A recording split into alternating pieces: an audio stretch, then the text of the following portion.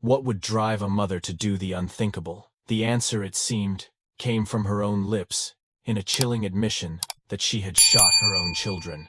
It was a confession that stood in stark contrast to the words she'd also spoken. "I love my boys so much, I love my kids." This is 32-year-old Tiffany Lucas, pictured just moments after she allegedly took the lives of her two young sons. But this image doesn't even begin to capture the full scope of the horrors that were awaiting the responding officers.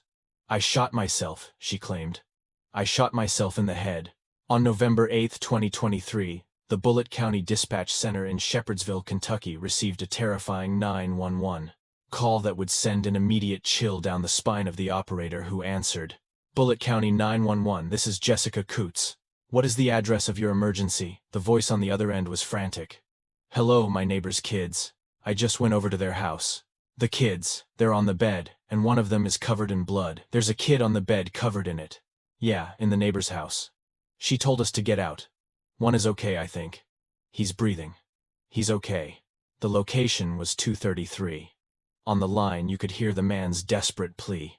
"It's okay, buddy. Are you okay? I don't know. He looks to be about 6 years old," the caller reported, his voice trembling. "There's a gun. Okay. There are 2 of them. They're both here. They're breathing okay. There are 2 children. Yes, ma'am. You all right, bud? Are you awake?" he asked the child before relaying to the dispatcher. He's breathing now." Responding swiftly to the distress call, police raced to the scene, only to be met with a heart-wrenching sight that would haunt them for the rest of their lives. Inside the home, they found 2 young boys lying motionless on a bed, saturated with blood. 6-year-old Maurice Baker Jr. was already gone, while 9-year-old Jaden Howard was desperately clinging to life. An officer took charge. "All right, let's get on that chest." The sheer horror was palpable. "Oh my God, I can't do this." But professionalism took over. "There you go. Just keep working on him, buddy." They worked against the clock, checking for any sign of life. "Just check," one urged. "Is he still breathing? Okay, needle." Shaken by the horrific sight, the officers immediately sprang into action, calling for medical assistance, performing life-saving measures, and doing everything humanly possible to keep the surviving child alive. Tragically, despite being rushed to the hospital, doctors were unable to save either child. Both young boys were pronounced deceased shortly after arrival, leaving everyone involved utterly devastated. With this heartbreaking outcome, investigators turned their focus to uncovering what led to such a horrifying tragedy, and to the single most crucial question: where was the mother of these children? Determined to find answers, police began meticulously searching the property for any clues that could illuminate the brutal scene. They said they haven't found it yet, but EMS moved a bunch of stuff, so we'll have to find it later once the detectives get done.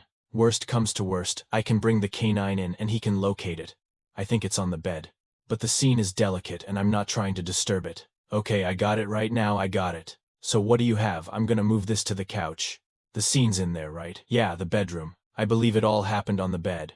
As investigators meticulously comb through the crime scene, they discover multiple shell casings. They are scattered across the bedsheets, clear evidence that several shots were discharged at close range. The initial count is 3, but it's quickly revised to 4, with one victim having been struck twice in rapid succession. One of the wounds appears to have passed completely through, entering from the back and exiting from the front. With 4 shots now confirmed, their attention is drawn to an even more shocking discovery. A revolver, still warm to the touch, is found tucked beneath a pillow on the very bed where the children lay. Initially, the police work under the assumption that this was a burglary that had taken a tragic turn. They theorize a violent intruder entered the home, yet their search yields no signs of forced entry, no stray footprints, and no other evidence of an outsider. With their primary theory crumbling, investigators begin canvassing the neighborhood, hoping to unearth new leads. It is then that unsettling details about the children's mother from the previous night begin to emerge. This new information dramatically shifts the course of the investigation, causing the officers' suspicions to sharpen. One neighbor recalls, "It was yesterday around 3 or maybe 3:15 in the afternoon. I can't give you the exact time. I was just sitting in my garage. I had the television on and noticed a shadow. My truck is usually parked on the right side of the driveway, so it blocked my view. I wondered who it was, but I couldn't see past the truck. Then she appeared from the side of it and just said, 'Hello.' And I responded, 'Hey.' Just a casual, 'Hey, what's going on?' And that's when she asked me, 'Can I borrow your phone? My phone's not working.' I told her. Absolutely. She explained she just needed to call her neighbors. She repeated, I need to use your phone. And I said, okay. She placed calls to 2 different numbers using my phone, but from what I could tell, neither of them were answered. After that, she handed my phone back to me, said thank you, turned around and began walking away. As she got to the end of my driveway, I remember looking up at the sky, just processing what had happened. I couldn't quite place it, but I had a strong feeling that something was definitely off.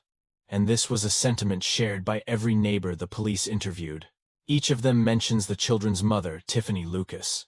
They describe her as strange, recounting various odd behaviors. They all suggested that something wasn't quite right with her. Consequently, suspicion rapidly falls on Tiffany, prompting a search for her whereabouts. The police intensify their efforts, needing to determine her exact role in this devastating event. Back at the scene, one officer works on getting everyone's names and contact numbers, creating a preliminary list for formal statements later.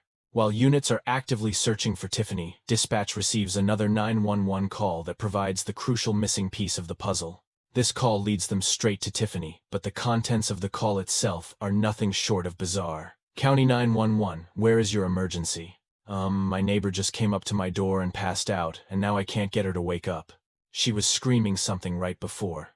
That her children were gone. 5026. 8 to 9. She is slipping in and out of consciousness. She's laying here in my driveway right now. I am with her. Who was that screaming for her? Okay, what is your name? My husband is heading in there now. My name is Sarah. The moment the call connects, it immediately raises the officer's suspicions. Without losing a single second, they race to the scene and discover Tiffany positioned exactly as the 911 caller described, confirming the disturbing report. But by the time he gets there, another officer has already placed Tiffany in restraints. She is conscious. She's conscious, correct. Ma'am, what is your name, Tiffany? Tiffany. I cannot hear you, Tiffany. Is it Tiffany? All right, Tiffany. I'm going to change these handcuffs out, okay? And then I will roll you over and help you sit up. All right, are you ready? 1, 2, 3. Have you taken anything? Have you been drinking? Then why are you unable to stand up? I just don't feel like it. What was that I said? I don't feel right. You don't feel right. Okay. Bizarrely, Tiffany appears completely calm, despite the fact her children were tragically killed. This very morning. As she's being escorted to the police car, she doesn't pose a single question, and seems almost disconnected, as if under the influence.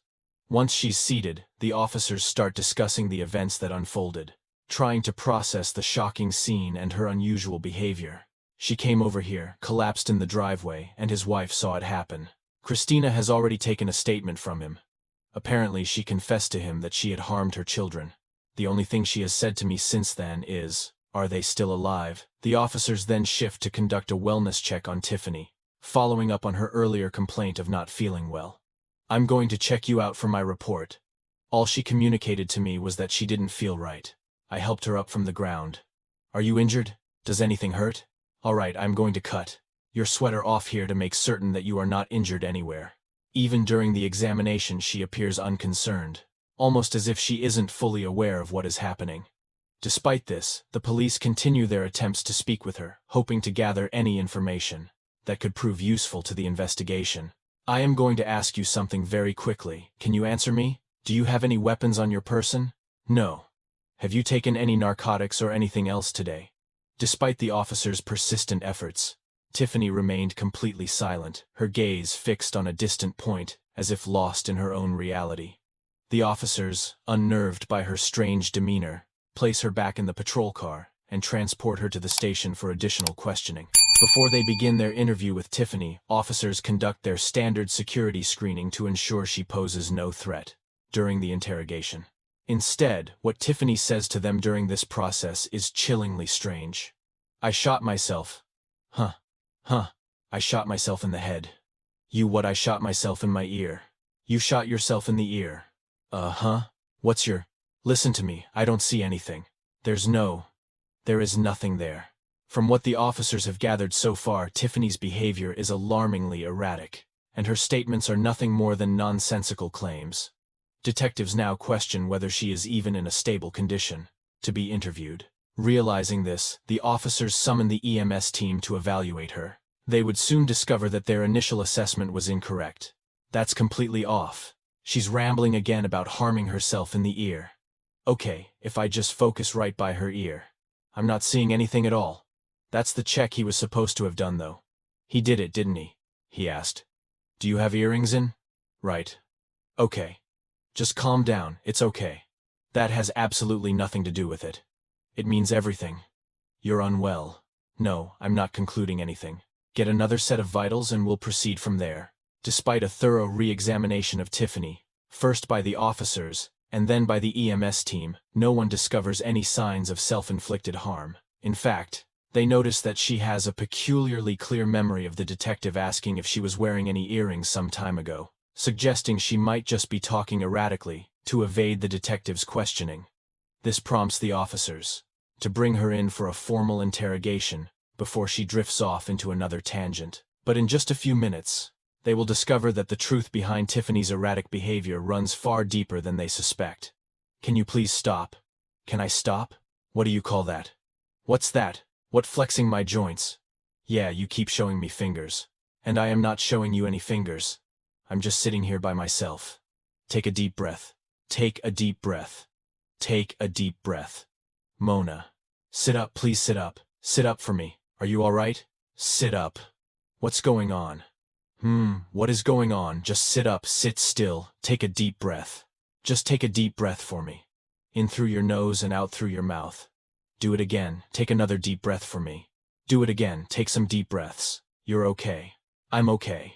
Shortly after Tiffany seems to regain her composure, another officer arrives to conduct the questioning. Just then, she begins to ramble again, and this time what she says will force the officers to simply sit and listen. The game systems and everything, they manipulate my children.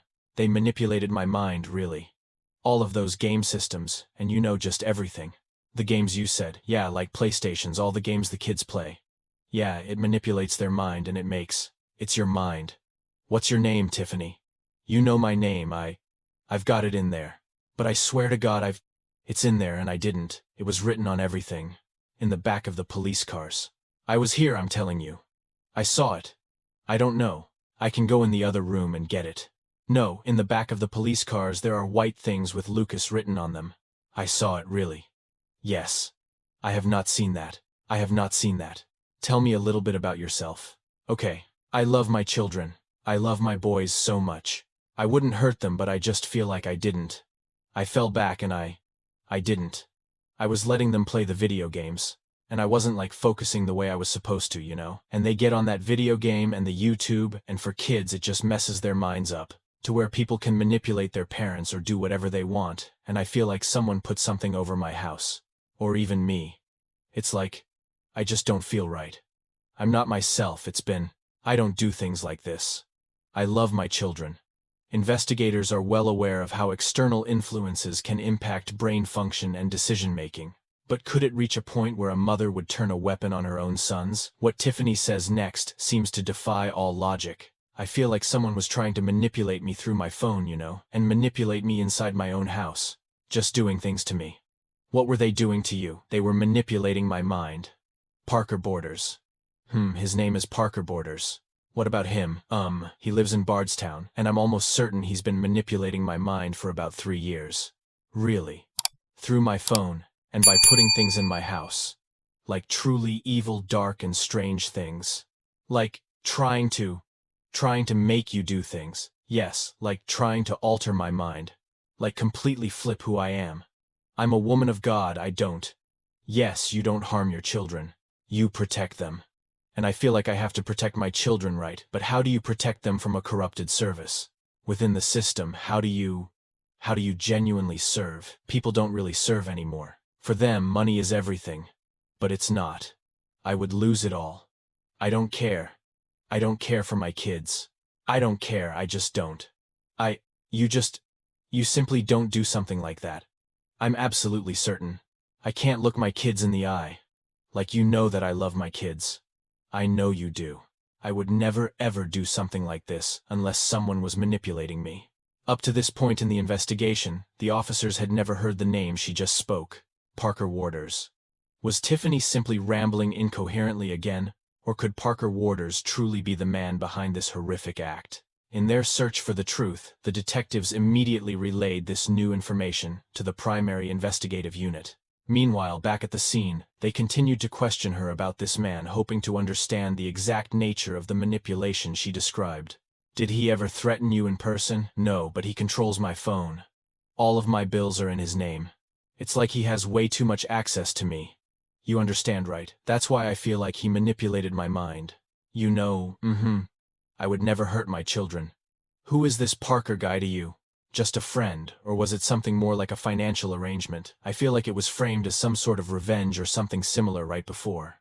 I had a friend who was involved with him, and she died under mysterious circumstances in a car wreck. And now I'm finding things in my house. You'll see. There are things suggesting my car is going to be dealt with. All these strange little hints, like items in the house, are all arranged bizarrely, you know. It makes me feel incredibly uneasy. I don't know.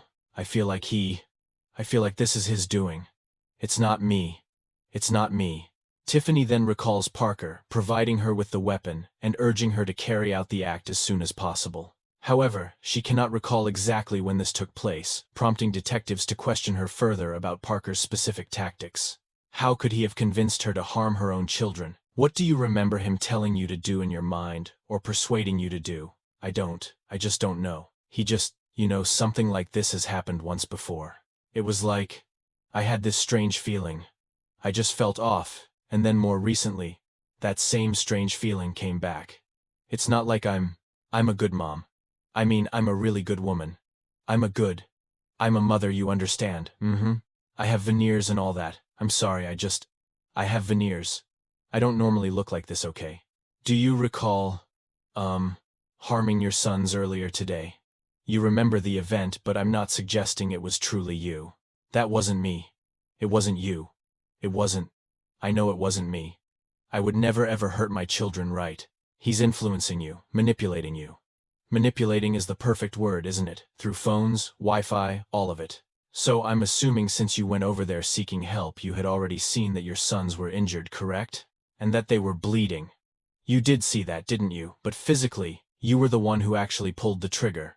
Even if that wasn't the real you and someone else was compelling you or manipulating you to do it. You pulled the trigger on the weapon, is that correct? But Tiffany holds firm in her denial. Until the very end of the interrogation, she sticks to a single story. A man named Parker had manipulated her every action. Despite her consistency, her bizarre behavior strikes the detectives as deeply unsettling. She appears to be completely disconnected from reality, and their worst fears are realized when a neighbor provides some disturbing video footage. The recording is from just one day before the horrific incident. In it, Tiffany is seen with her dog Blue, standing outside her neighbor's home, seemingly waiting for someone to answer the door. But after a few moments pass and no one responds, her subsequent actions are startling. As if that weren't chilling enough, officers uncover another piece of footage from that very same day. This new video is from a nearby Waffle House. In it, Tiffany is seen sitting at a table while her children eat their meal. According to the restaurant's owner, something about her demeanor that day was unnervingly strange. She repeatedly looked up at the ceiling, as if she were hearing or seeing something that wasn't there. Her hand appeared to be shaking as she paid the bill. According to Tiffany's neighbors, this was not an isolated incident. Her chaotic behavior, which included paranoid conversations with the sky, aimless wandering and appearing at odd hours, had become a disturbing pattern that everyone in the neighborhood noticed, but no one ever reported. Soon, the full truth begins to emerge. When officers find her name in an old police report, in 2018, Tiffany had been arrested on charges of drug possession. At that time, she had even served a 30-day jail sentence. With this new information, Tiffany was sent for a medical evaluation, and later reports would reveal the truth. Tiffany had slipped into a delusional state, brought on by a combination of psychosis and drug addiction. Investigators also discovered that her elaborate story about a man named Parker manipulating her was entirely baseless. In reality, no such person had ever existed in her life. After all the evidence was gathered, Tiffany was sent to stand trial. For everyone who attended the proceedings, the incident represented a tragedy that was simply beyond words. She eventually confessed to her crime and was sentenced to life in prison, with the possibility of parole after serving 20 years.